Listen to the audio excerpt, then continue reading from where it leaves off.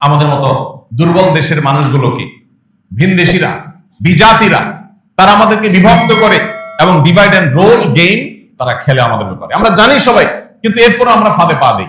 আমাদের মধ্যে তারা বিভক্তি সৃষ্টি করে, সেখানে সে তারা মৌলগিরি মাতবরি করে, এবং আমরা কোমরটা সোজা করে আজ পর্যন্ত 50 বছর বয়স হয়েছে আমাদের, এই দেশটা আমরা এখনো দাঁড়াতে পারিনি। এর অন্যতম কারণ হলো আমাদের এই বিভক্তিগুলো, এই বিরোধগুলো, আমাদের এই পারস্পরিক যে লড়াই, এটা আমাদেরকে এগুতে।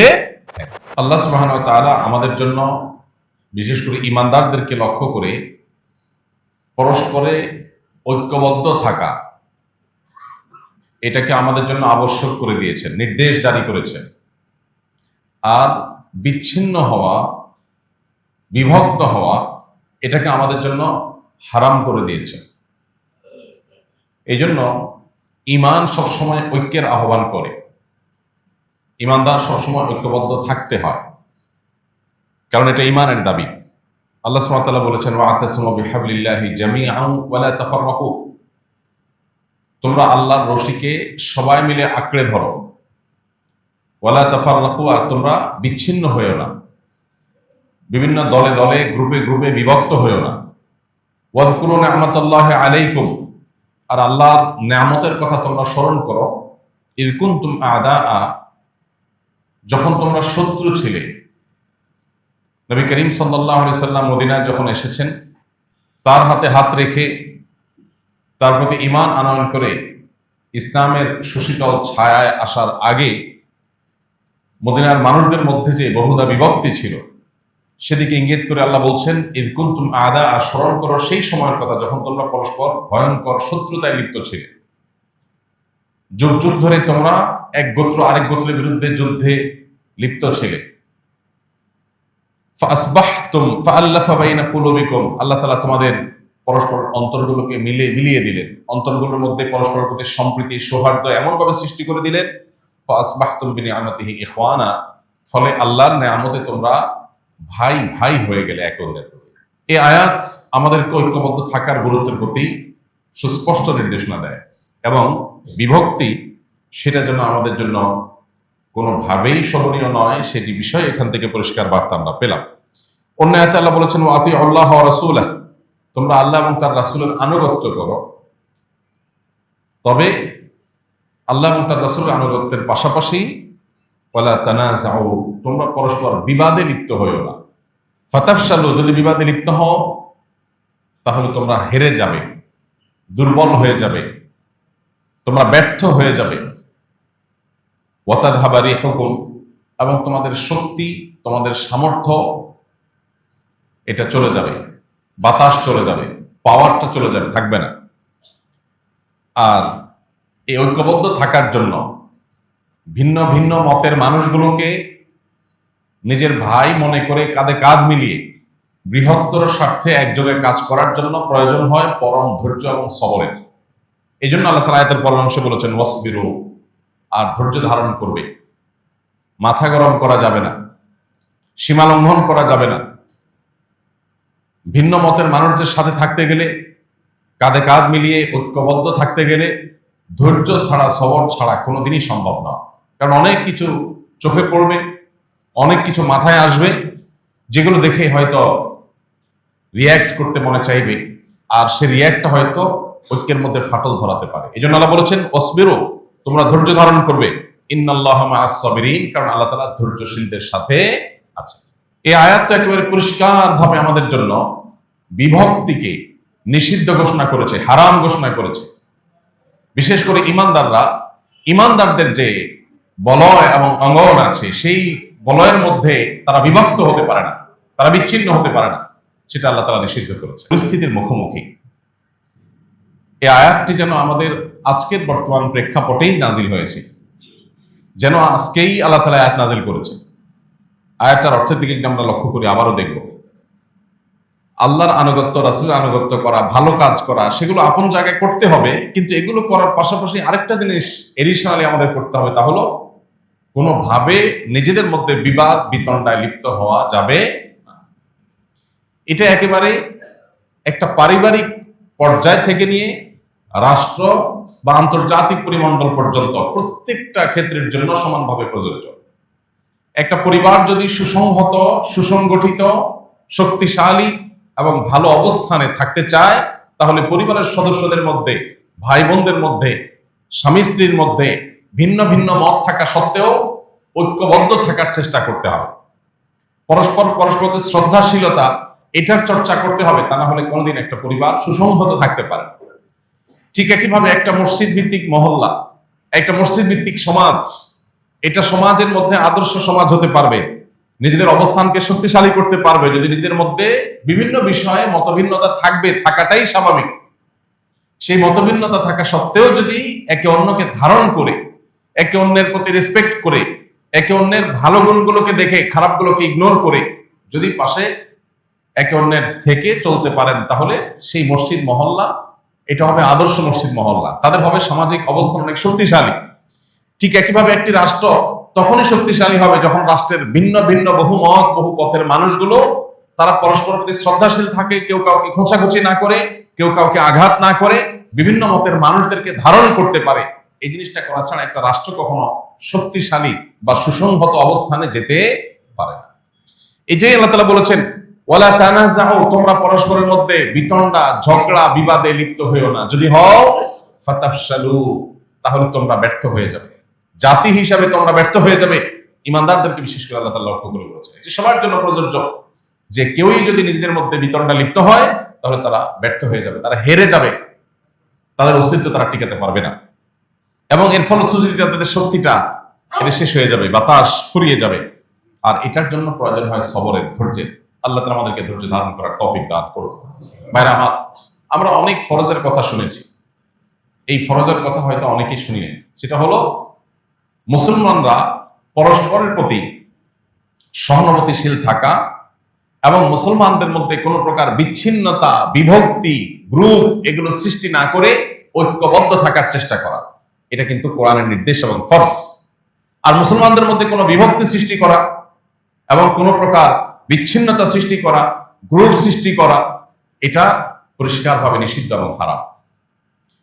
এই ফরজের সাথে আমরা হয়তো অনেকে পরিচিত না, যে ফরজের ব্যাপারে কোরআন বারবার আমাদেরকে স্মরণ করিয়ে দিয়েছে। নবী সাল্লাল্লাহু আলাইহি ওয়াসাল্লাম বারবার আমাদেরকে বলেছে। নবী সাল্লাল্লাহু আলাইহি ওয়াসাল্লাম বলেছেন, ইয়া আইয়ুহান নাস, হে লোক সকল, আলাইকুম বিল জামাআহ, তোমরা সবাই জামাতবদ্ধ, ঐক্যবদ্ধ থাকবে। ওয়া ইয়াকুম ওয়াল ফুরকাহ, আর তোমরা বিচ্ছিন্ন হবে না। এখানে জামাতবদ্ধ হওয়ার মানে কোন একটা দল বা কোন একটা গ্রুপ এটার সাথে সম্পৃক্ত হওয়াটা এই আয়াতে, এই হাদিসের উদ্দেশ্য না। বরং এই হাদিসের উদ্দেশ্য হলো মুসলমানদের যে মৌলিক আদর্শ আছে, মুসলমানদের সাধারণ যে চিন্তা এবং দর্শন আছে, সেই মুসলমানদের সাধারণ স্রোত, ফ্লো, এটার বাইরে না যাওয়া। সেই সাধারণ স্রোতের মধ্যে থেকে আমরা বিভিন্ন প্ল্যাটফর্ম গড়ে তুলতে পারি, বিভিন্ন সংগঠন হতে পারে, বিভিন্ন প্রতিষ্ঠান হতে পারে, বিভিন্ন অর্গানাইজেশন হতে পারে, বিভিন্ন মুভমেন্ট হতে পারে। প্রত্যেকে যার যার চিন্তাধারা, প্রত্যেকে যার যার আদর্শ, তিনি যেটাকে সঠিক মনে করছেন সেটার আলোকে যে পদ্ধতিতে কাজ করলে ইসলাম এবং মুসলিমদের স্বার্থ রক্ষা হবে বলে মনে করছেন, সেই পদ্ধতি তিনি আগালেন। এবং এর বাইরে অন্য কোনো পদ্ধতির সাথে তার ভিন্ন মত থাকতে পারে, সেটাও তিনি নিয়মতান্ত্রিক যথাযথভাবে বললেন, এতে কোনো দোষ নেই এবং এইভাবে সুসংগঠিত থাকতেও নিষেধ নেই। কিন্তু এই হাদিসে যে আমাদেরকে বলা হয়েছে যে তোমরা সবাই মিলেমিশে ঐক্যবদ্ধ থাকবে, সে ঐক্যবদ্ধ থাকা বলতে মুসলিমদের বৃহত্তর যে ঐক্য, সেটার কথা বলা হচ্ছে। অতএব এই বিষয়টা আজ আমাদেরকে বিশেষভাবে নজর দিতে হবে, গুরুত্ব আরোপ করতে হবে। ভাইরা আমার, নোমান ইবনে বাশির রাদিয়াল্লাহু তাআলার একটা হাদিস রয়েছে, তিনি বলেছেন আল জামাআতু, নবী সাল্লাল্লাহু আলাইহি ওয়াসাল্লাম বলেছেন, আল জামাআতু রাহমাহ ওয়াল ফুরকাতু আযাব। যে কোনো জাতি, আমরা আবারও বলছি, যদি এটি ইসলাম এবং মুসলমানদের বৃহত্তর জামাতকে, বৃহত্তর মুসলমানদের পুরো শক্তিকে বোঝানো হয়েছে, কিন্তু এটার ইমপ্লিমেন্টেশন যেই লেভেলে, যেই লেয়ারে, যেই পর্যায়ে হবে, সেখানে সুফল পাওয়া যাবে। একটা পরিবার যদি এটার উপর আমল করে, যেটা বলছিলাম একটু আগে, তাহলে পরিবার তার সুফল পাবে। ভাইদের মধ্যে বিভিন্ন বিষয়মত পার্থক্য থাকতে পারে, কিন্তু তারা বৃহত্তর স্বার্থে ঐক্যবদ্ধ, কাঁধে কাঁধ মিলিয়ে কাজ করে, এই ফ্যামিলিকে কেউ দুর্বল করতে পারবে না। সমাজে তারা মাথা উঁচু করে দাঁড়াতে পারবে। একটা সমাজ, একটা এলাকা, একটা মহল্লা, সেখানে বিভিন্ন মতের মানুষ আছে, সবাই যার যার মতের চর্চা করে, সবই ঠিক আছে, কিন্তু এরপরও মহল্লার বৃহত্তর স্বার্থে তারা সবাই ঐক্যবদ্ধ হয়ে কাজ করে, এদেরকেও কেউ দমিয়ে রাখতে পারবে না। ঠিক একইভাবে একটা জাতির উন্নতি, অগ্রগতি, সফলতার চূড়ান্ত শর্ত হলো তাদের ঐক্যবদ্ধ থাকা, বিভিন্ন মত এবং পথের মানুষদেরকে ধারণ করতে পারা, প্রত্যেকের যার যার মতের চর্চা করা সত্ত্বেও বৃহত্তর স্বার্থ ঐক্যবদ্ধ থাকা, এবং ঐক্যে ফাটল ধরতে পারে, ঐক্য নষ্ট হতে পারে সেরকম কথা, সেরকম কাজ পরিহার করা। বৃহত্তর জনগোষ্ঠীর বাইরে, বৃহত্তর জনগোষ্ঠীর চিন্তাধারার বাইরের কোনো কিছুকে পুশ করার চেষ্টা করলে ঐক্য বিনষ্ট হবে। এই বিষয়গুলোকে কোরআন এবং হাদিস বারবার করে অ্যাড্রেস করেছে। দেখুন, ইসলাম এমন এক শাশ্বত জীবন বিধান, আপনার জীবনে, সেটা ব্যক্তি জীবন হোক, পারিবারিক, সামাজিক, রাষ্ট্রীয় কিংবা আন্তর্জাতিক জীবন হোক, যেই কোনো পর্যায়ে আপনি কোনো সংকটে নিপতিত হবেন, আপনি কোরআন খুলবেন, সুস্পষ্ট সমাধান পেয়ে যাবেন।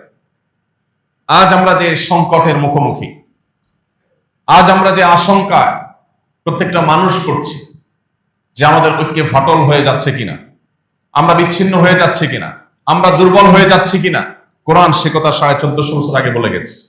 কি করলে আমরা দুর্বল হয়ে যাব, কি করলে আমরা শক্তিশালী থাকব, শুধু প্রয়োজন সেটার উপরে আমল করা। আল্লাহ আমাদেরকে আমল করার তৌফিক দান করুন। ভাইরা আমার, নবী করিম সাল্লাল্লাহু আলাইহি সাল্লামের আরেকটি হাদিস সহিহ মুসলিমে বর্ণিত হয়েছে। সে হাদিসে নবী সাল্লাল্লাহু আলাইহি সাল্লাম ইরশাদ করেছেন, ইন্নাল্লাহা ইয়ারদা লাকুম সালাসা ওয়া ইয়াকরাহু লাকুম সালাসা। আল্লাহ রাব্বুল আলামিন তোমাদের তিনটা কাজকে পছন্দ করেন আর তিনটা কাজকে অপছন্দ করেন। কোন তিনটা কাজ আল্লাহ পছন্দ করেন? ফায়ারদা লাকুম, আল্লাহ চান, পছন্দ করেন, আনতা আবুদুহু ওয়া লা তুশরিকু বিহি শাইআ, আল্লাহর ইবাদত করবে, আল্লাহর সঙ্গে কাউকে শরীক করবে না, পার্টনার সাব্যস্ত করবে না, শিরক করবে না। এটা হলো আল্লাহর পছন্দনীয় কাজ। দ্বিতীয়ত হলো ওয়াতাসিমু বিহাবলিল্লাহি জামিআ, আল্লাহর রশিকে সবাই ঐক্যবদ্ধভাবে আঁকড়ে ধরো, কোরআন এবং সুন্নাহকে ঐক্যবদ্ধভাবে আঁকড়ে ধরো, ইসলামকে ঐক্যবদ্ধভাবে ধারণ করো। 3 নম্বর হলো ওয়ালা তাফাররাকু, কোন প্রকার বিচ্ছিন্ন হয়েও না, নিজেরা বিভিন্ন গ্রুপে বিভক্ত হয়ে যেও না। এই তিনটা কাজ আল্লাহ পছন্দ করেন। আর যে তিনটা কাজ আল্লাহ অপছন্দ করেন সেগুলো কি? ওয়া ইয়াকরাহু লাকুম কিল ওয়া কাল ওয়া কাসরাতাস সুআল ওয়া ইদাআতাল মাল। আর যে তিনটা কাজকে আল্লাহ অপছন্দ করেন তার প্রথম হলো কিল ও কাল, কোন অথেন্টিক সোর্স ছাড়া কে কি বলেছে, কে কি ভেবেছে, মানুষের সম্পর্কে প্রপাগান্ডা, বিভিন্ন রকমের গুজব বা আনঅথেন্টিক সোর্স থেকে পাওয়া তথ্যের ভিত্তিতে মন্তব্য করে বেড়া, এটা আল্লাহ অপছন্দ করেন, এটা আল্লাহ পছন্দ করেন না।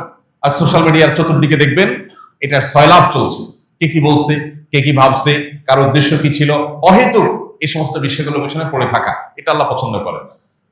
দ্বিতীয়ত হলো ওয়াকাসরাতাস সুআল, বেশি বেশি প্রশ্ন করা, বেশি বেশি ইতিবাচক পজিটিভ যথাযথ প্রশ্ন করলে সেটা নিন্দনীয় নয়।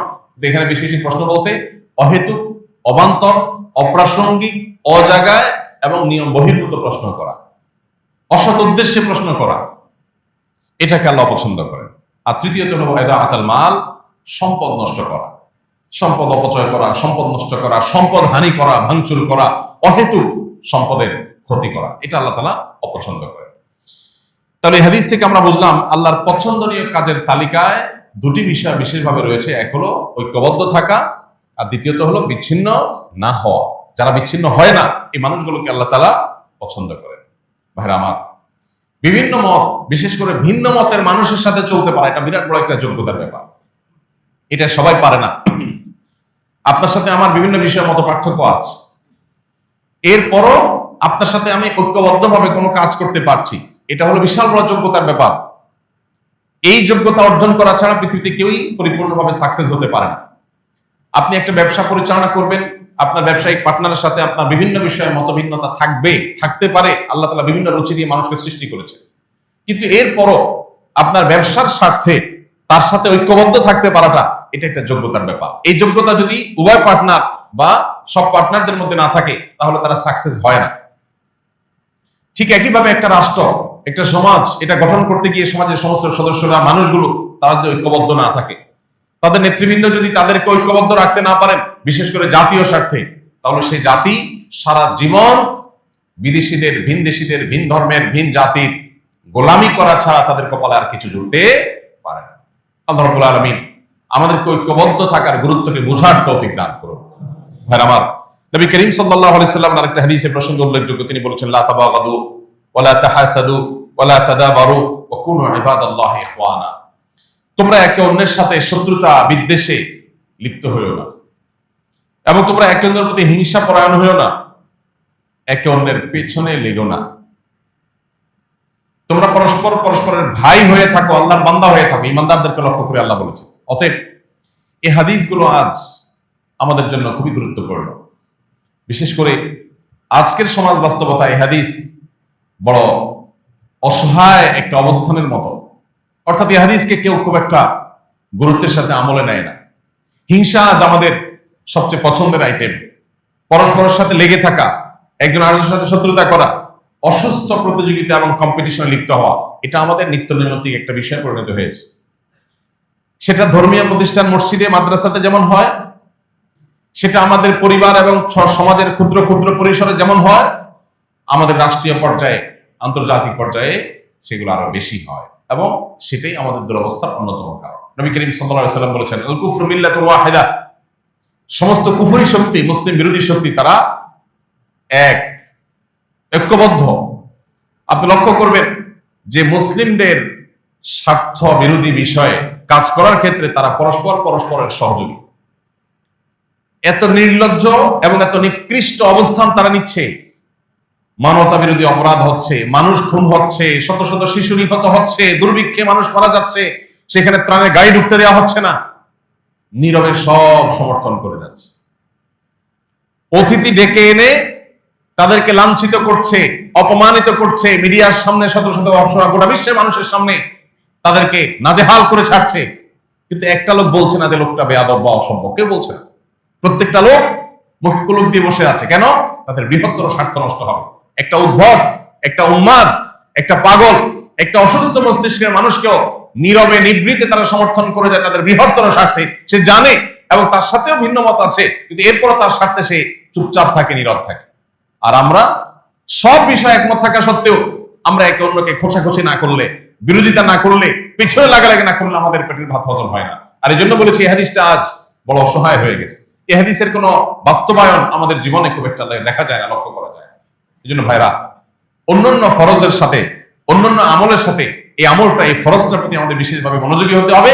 তা হলো ঐক্যবদ্ধ থাকার চেষ্টা করা। আল্লাহ আমাদের সেই তৌফিক দান করুন।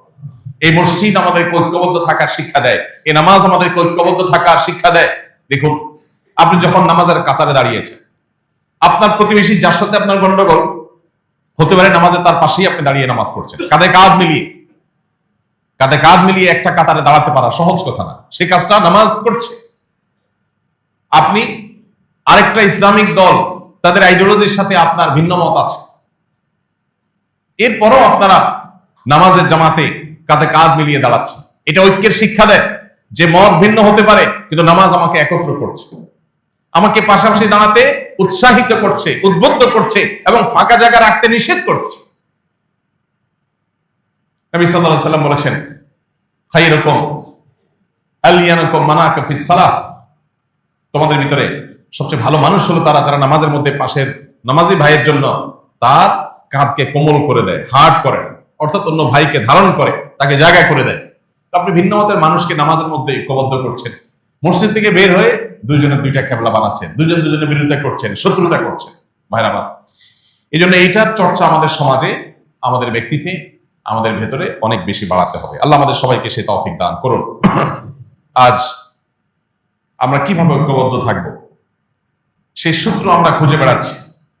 পৃথিবীর মানুষকে ঐক্যবদ্ধ থাকার সবচেয়ে বড় শিক্ষা দিয়েছেন যিনি, তিনি হলেন মুহাম্মদ সাল্লাল্লাহু আলাইহি ওয়াসাল্লাম। এটা কথার কথা নয়। তিনি শুধুমাত্র থিওরি দিয়ে ক্ষান্ত হন নাই, তিনি যে জীবন দর্শন উপস্থাপন করেছেন বিশ্ববাসীর কাছে, সেটা আল্লাহর দেওয়া জীবন দর্শন। সেই জীবন দর্শনের প্রত্যেকটা বিষয় তিনি যেমন থিওরি দিয়েছেন, সেটার বাস্তবায়ন তিনি করেছেন, সেটার প্রয়োগ তিনি করেছেন, দৃষ্টান্ত তিনি স্থাপন করেছেন। পৃথিবীর ইতিহাসের অন্যান্য মনীষী যারা মানুষের জীবন দর্শনের বিভিন্ন থিওরি দিয়ে গেছেন, জীবনে নিজে কোনোদিন বাস্তবায়ন করেন নাই। রাষ্ট্রবিজ্ঞান নিয়ে তার অনেক ভাবনা আছে, সেগুলো রেখে গেছেন, কিন্তু তিনি কখনো রাষ্ট্র চালায়া সেটার বাস্তবায়ন করে তিনি দেখাতে হয়তো পারেননি। কিন্তু মুহাম্মদ সাল্লাল্লাহু আলাইহি ওয়াসাল্লাম এমন একজন মানুষ তিনি যা বলেছেন সেটা নিজে করে দেখিয়েছে। এরকম আরেকটা নজির আপনি পৃথিবীতে হয়তো খুঁজে পাওয়া কঠিন হবে। ভাইরা আমার, কিভাবে আমরা ঐক্যবদ্ধ থাকবো তার সবচেয়ে বড় এক্সাম্পল, সবচেয়ে বড় উদাহরণ মুহাম্মদ সাল্লাল্লাহু আলাইহি সাল্লাম।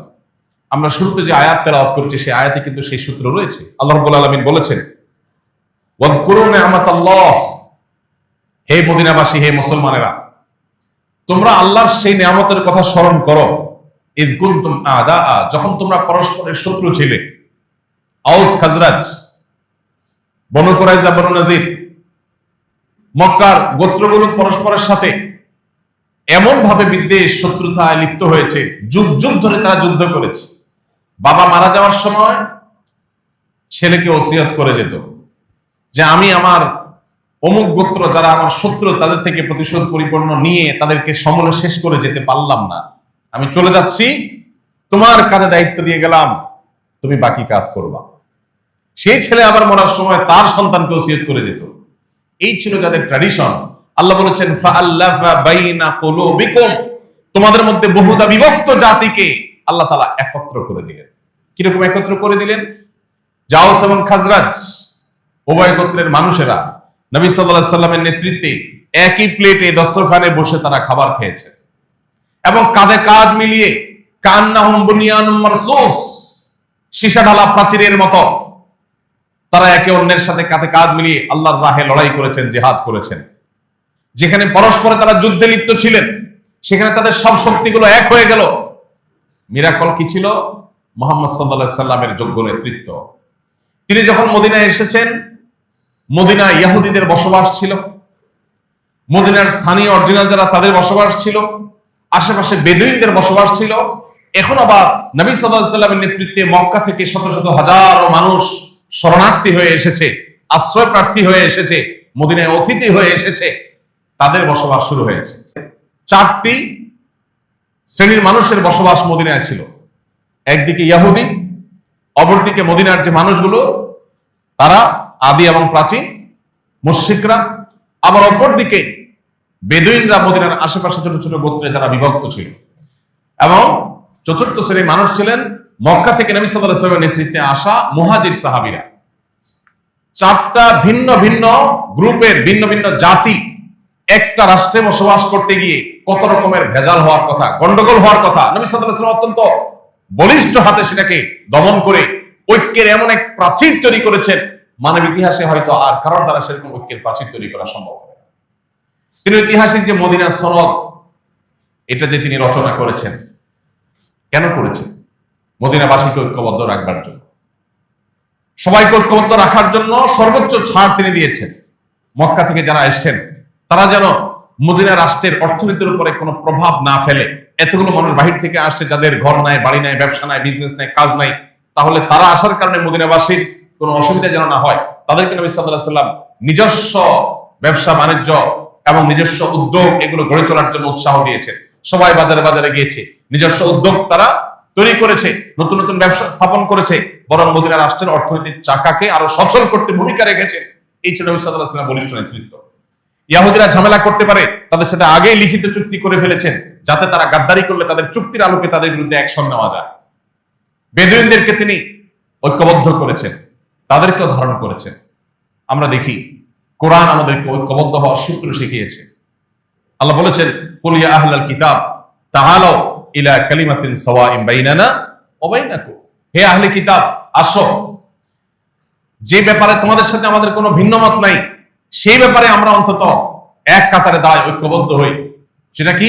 আল্লাহ না'বুদা ইল্লাল্লাহ, আল্লাহ ছাড়ার কারণে ইবাদত করব না, এই কথা তোমাদের ধর্মগ্রন্থ আছে, আমাদের ধর্মগ্রন্থ আছে। অতএব এই ব্যাপারে আসো আমরা এক সুরে কথা বলি, ঐক্যবদ্ধ থাকি।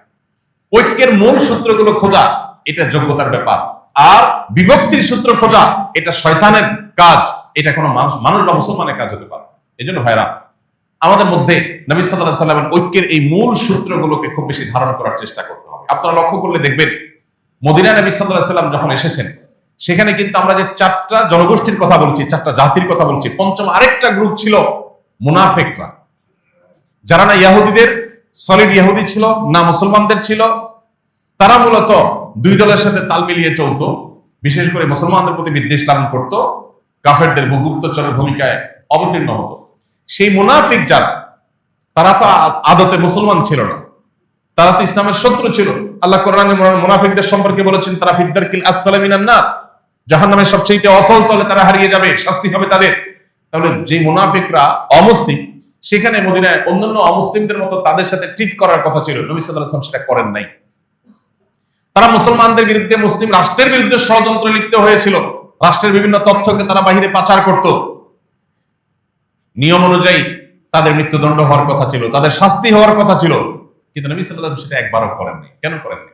তিনি নিজে বলেছেন, যারা মুনাফিক তারা লেবাসে পোশাকে মুসলমান, তারা আমাদের মসজিদে এসে নামাজ পড়ে, আমাদের সাথে রোজা রাখে, হজ করে, ওমরা করে, মানুষ দেখে তাদেরকে মুসলমান মনে করে। মূলত তারা মুসলমান না, তারা মুসলমানদের শত্রু। কিন্তু মুসলিম সমাজে বসবাস করতে হলে সরাসরি শত্রুতা করা যাবে না, এই জন্য তারা ভেগ ধারণ করেছে মুসলমানের। এই মানুষগুলোর বিরুদ্ধে যদি আমি এখন অ্যাকশন নেই, নবী সাল্লাল্লাহু আলাইহি ওয়াসাল্লাম বলেছেন, আমি যদি তাদেরকে বিচারের মুখোমুখি করি, তাদেরকে যদি শাস্তি দেই, তাহলে মুসলমানদের ব্যাপারে বিশ্ববাসীর কাছে ভুল বার্তা যাবে, অন্যান্য জাতি মনে করবে মুসলমানরা নিজেরা মারামারিতে লিপ্ত হয়ে গেছে। এটা যেন না হয়, সেজন্য মুনাফিকদের শাস্তি দেওয়া থেকে তিনি বিরত থাকলেন। তাহলে বোঝা গেল ঐক্যবদ্ধ থাকতে গেলে বহু উল্টাপাল্টা দেখার পরও ঐক্যের প্রয়োজনে সেটাকে হজম করার অভ্যাস এবং শক্তি গড়ে তুলতে হবে। আরেকটা উদাহরণ আমরা দিতে পারি, নবী করিম সাল্লাল্লাহু আলাইহি ওয়াসাল্লাম যখন মক্কা বিজয় করলেন, মক্কা বিজয়ের পর আপনারা জানেন কাবা ঘরের এক পাশে যে বুক পরিমাণ ওয়াল দিয়ে ঘেরাও দেওয়া আছে, রাউন্ড করা, যেটাকে হাতিমে কাবা বলা হয়, এটা কাবার ভেতরের অংশ ছিল। ইব্রাহিম আলাইহিস সালাম যে কাবা নির্মাণ করেছেন সেটা এটা সহ ছিল। পরবর্তীতে নবী করিম সাল্লাল্লাহু আলাইহি ওয়াসাল্লামের দাদা আব্দুল মুত্তালিবের নেতৃত্বে কুরাইশরা যখন কাবার ওয়াল পুরান হয়ে ভেঙে পড়ে যাচ্ছে, এরকম অবস্থা, সেটাকে ভেঙে আবার পুনর্নির্মাণ করেছে, তখন তারা এই হাতিমের অংশটাকে বাহিরে রেখেছে, বারান্দার মতো এটাকে ঘেরাও দিয়েছে। তাহলে ইব্রাহিম আলাইহিস সালাম যে অংশটাকে পুরোটাকে মূল ওয়ালের অধীনে এনেছিলেন, তারা সেটা করে নাই, একটু বাহিরে রেখেছে। তো নিশ্চয়ই কাজটা সঠিক না এই অর্থে যে পুরোটাই তো মসজিদ, এখন কিছু অংশ বাহির হয়ে গেল, ইব্রাহিম আলাইহিস সালামের ভিত্তিটা তো একটু নড়ে গেল। তো নবী করিম সাল্লাল্লাহু আলাইহি ওয়াসাল্লাম আমাদের আয়েশাকে বলেছেন, আয়েশা, লাউলা কওমুকি হাদিসু আহদিন বিল ইসলাম, তোমার জাতি, তোমার বংশের লোক, এই মক্কার মানুষেরা যদি নতুন মুসলমান না হতো, তাহলে আমি এই কাবা ভেঙে আবার ইব্রাহিম আলাইহিস সালামের যে ভিত্তি, তার উপরে পুরা চৌহদ্দির উপরে পুনর্নির্মাণ করতাম। অর্থাৎ একটা ভুল কাজ হয়েছে, ভুলটা সংশোধন আমি করতে চাচ্ছি, বাট আমি করব না, কারণ এটা করতে গেলে কি হবে, এরা মাত্র নতুন মুসলমান হয়েছে, এরা বলবে মোহাম্মদ আমাদেরকে ইসলামে দীক্ষিত করে দেখে আমাদের কাবা ভাঙা শুরু করে দিচ্ছে। ভুল বুঝবে, যাতে ঐক্যের মধ্যে ফাটল না হয়, যাতে বিভক্তি তৈরি না হয়, যাতে ভুল বোঝাবুঝি তৈরি না হয়, সেজন্য একটা উচিত কাজ পর্যন্ত না করা, এটা অবস্থা ভেদে, পরিস্থিতি ভেদে নবী সাল্লাল্লাহু আলাইহি ওয়াসাল্লামের আদর্শ থেকে আমরা শিখতে পাই। অতএব আজ আমাদেরকে জাতীয় স্বার্থে ঐক্যবদ্ধ হতে হলে সব কথা বলা যাবে না, সব কাজ করা যাবে না, বিশেষ করে আমাদের বিভক্তির হাত থেকে আমাদেরকে রক্ষা করার জন্য। আল্লাহ আমাদেরকে বোঝার তৌফিক দান করুন। ভাইরা আমার, ইসলাম আমাদেরকে সেজন্য বৈচিত্র্যময় ঐক্যের কথা বলে। ডক্টর খন্দকার আব্দুল্লাহ জাহাঙ্গীর রাহিমাহুল্লাহর একটা কথা আপনারা বারবার শুনেছেন, তিনি বলতেন ইত্তেহাদ মাআল ইখতিলাফ, এটি আমাদের ধারণ করতে হবে, বৈচিত্র্যময় ঐক্য। আপনার সাথে আমার বহু বিষয় ভিন্ন মত আছে, কিন্তু অনেক বিষয় আবার ঐক্যমত আছে। যে বিষয়ে আমরা একমত, সে বিষয়ে আমরা একসাথে কাজ করি। ভিন্ন মতের জায়গায় আমরা ভিন্ন হয়ে যাই, কিন্তু বিরোধিতা বা শত্রুতায় লিপ্ত না হই। আল্লাহ রাব্বুল আলামিন ঐক্যের এই গুরুত্ব আমাদের বাসা বাড়িতে, আমাদের ব্যবসা বাণিজ্যে, আমাদের মসজিদ ভিত্তিক মহল্লায়, আমাদের সমাজ ভিত্তিক কার্যক্রমে, আমাদের রাষ্ট্রীয় কার্যক্রমে, আমাদের জীবনের প্রত্যেকটা ক্ষেত্রে এটাকে আল্লাহ তাআলা বাস্তবায়ন করার তৌফিক দান করুন। এটার গুরুত্বকে আমাদের আল্লাহ বোঝার তৌফিক দান করুন। ভাইরা আমার, সময় এসেছে এই সম্পর্কে আমাদের সচেতন হওয়া, সতর্ক থাকার, সজাগ থাকার, যাতে আমরা কখনো কোনো পরিস্থিতিতে বিভক্ত না হয়। আমরা ভিন্ন মত পোষণ 100 বার করবো, কিন্তু বিভক্ত হব না এবং একে অন্যের সাথে শত্রুতায় লিপ্ত হব না। শয়তান সে আমাদেরকে পরস্পরের মুখোমুখি করে দেয়, আমাদের পরস্পরকে শত্রু হিসেবে দেখায়। মূল শত্রু আমাদের দৃষ্টির আড়ালে থেকে যায়, শক্তিগুলো ক্ষয় হয় নিজেদের বিরুদ্ধে। আমরা আমাদের কমন শত্রু আছে, যে আপনারও শত্রু আমারও শত্রু, আপনার সাথে আমার ভিন্ন মত আছে, কিন্তু আপনারও শত্রু আমারও কমন যে শত্রু আছে, তার বিরুদ্ধে আমাদের ঐক্যবদ্ধ লড়াই চালানো দরকার, সেটা আমরা চালাচ্ছি না। বিশেষ করে আমাদের মতো দুর্বল দেশের মানুষগুলোকে ভিনদেশীরা, বিজাতিরা, তারা আমাদেরকে বিভক্ত করে এবং ডিভাইড এন্ড রোল গেম তারা খেলে আমাদের ব্যাপারে। আমরা জানি সবাই কিন্তু এরপরও আমরা ফাঁদে পা দিই। আমাদের মধ্যে তারা বিভক্তি সৃষ্টি করে, সেখানে সে তারা মনোবিধি মাতবরি করে, এবং আমরা কোমরটা সোজা করে আজ পর্যন্ত দাঁড়াতে পারিনি। এর অন্যতম কারণ হলো আমাদের এই বিভক্তিগুলো, এই বিরোধগুলো, আমাদের এই পারস্পরিক যে লড়াই, এটা আমাদেরকে এগুতে দেয়। আল্লাহ রাব্বুল আলামিন আমাদেরকে সহনশীল হওয়া, ধৈর্যশীল হওয়া এবং ভিন্ন মতের মানুষকে ধারণ করার মতো শক্তি দান করুন, এবং জাতীয় স্বার্থে, বিশেষ করে একজন মুসলমান হিসাবে দ্বীনের স্বার্থে সকল ইমানদারদের সাথে ঐক্যবদ্ধ থাকা, ভিন্ন ভিন্ন মত থাকা সত্ত্বেও প্রত্যেককে ধারণ করে চলার তৌফিক আল্লাহ আমাদের সবাইকে